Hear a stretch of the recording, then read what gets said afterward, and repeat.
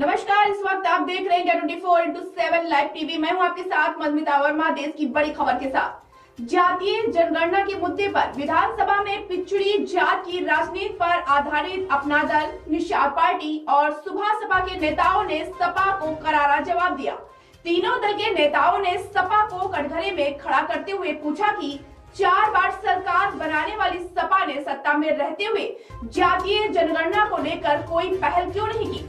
सरकार के सहयोगी दल अपना दल के नेता आशीष सिंह पटेल व निषाद पार्टी के अध्यक्ष डॉक्टर संजय निषाद के अलावा सुहेल देव भारतीय समाज पार्टी के अध्यक्ष ओम प्रकाश राजभर ने कहा कि सपा के लिए ये मुद्दा सिर्फ और सिर्फ राजनीतिक है, जबकि उनके लिए ये एक भावात्मक मुद्दा है। तीनों नेताओं ने जातीय जनगणना कराने पर सहमति जताते हुए कहा कि सपा इस मुद्दे को सिर्फ राजनीतिक लाभ देने के लिए उठा रही है।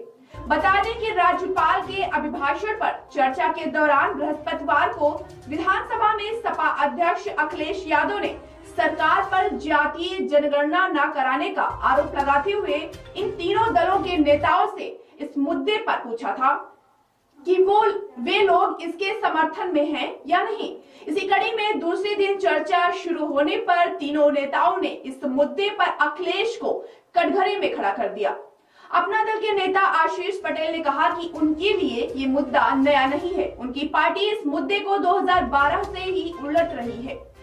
उन्होंने कहा कि सपा सदस्यों ने पूछा कि 4 बार सत्ता में रहने के दौरान सपा ने कितनी बार इस मुद्दे को लेकर पहल किया है।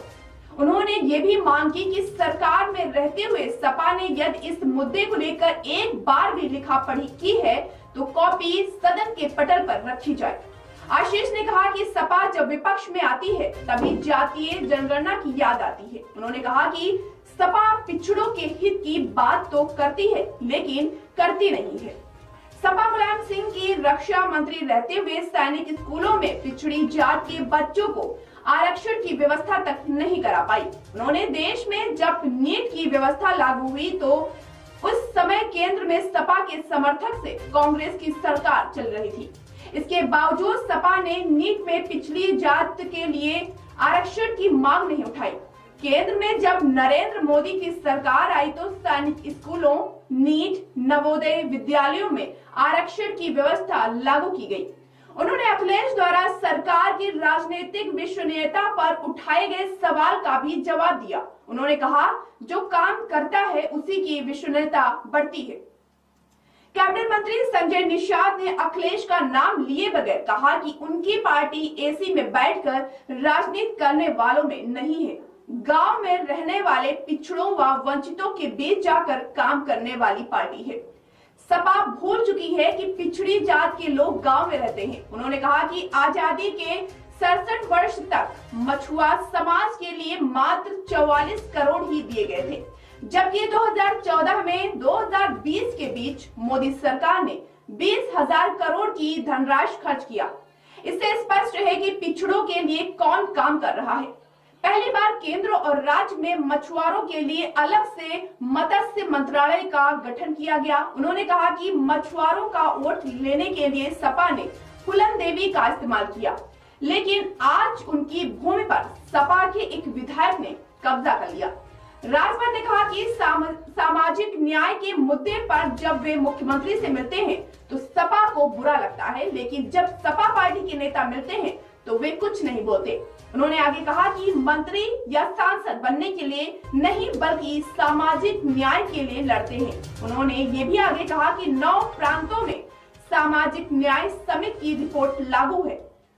प्रदेश में अति पिछड़ों की 38% आबादी है, इसलिए वह भी 11 मार्च 2022 को मुख्यमंत्री से लेकर राजभर जात को अनुसूचित जात में शामिल करने की मांग की। इस पर मुख्यमंत्री ने बताया था 13 जिलों की रिपोर्ट केंद्र को भेज दी गई है और 12 जिलों की रिपोर्ट तैयार कराई जा रही है। उन्होंने भाजपा के प्रति नरम रुख दिखाते हुए ये भी कहा कि पहली केंद्र में पिछड़ी जात के 2 लोगों को मंत्री बनाया गया। कांग्रेस नेता आराधना मिश्रा मोना ने चर्चा में भाग लेते हुए सरकार से 2018 के इन्वेस्टर समिट में हुए निवेश को लेकर श्वेत पत्र जारी करने की मांग की। उन्होंने राज्यपाल के अभिभाषण को खाखले वादों का पिटारा बताते हुए कहा कि इसमें प्रदेश के विकास को लेकर कोई नई चीज देखने को नहीं मिली। उन्होंने ये भी कहा कि सरकार का $1 ट्रिलियन की अर्थव्यवस्था बनाने का दावा एक सपना ही साबित होगा।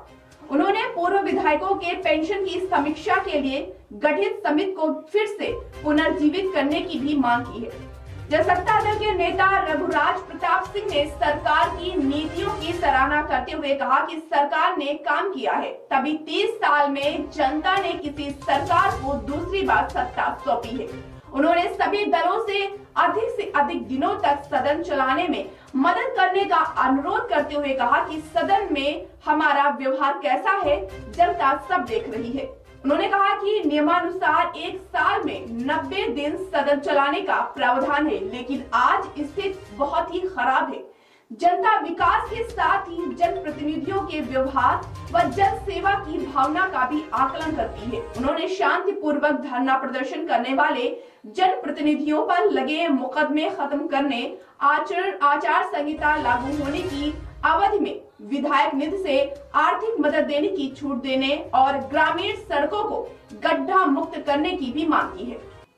बनी रहेगी बड़ी खबरों पर हमारी नजर, देखते रहे इंडिया 24/7 लाइव टीवी। नमस्कार।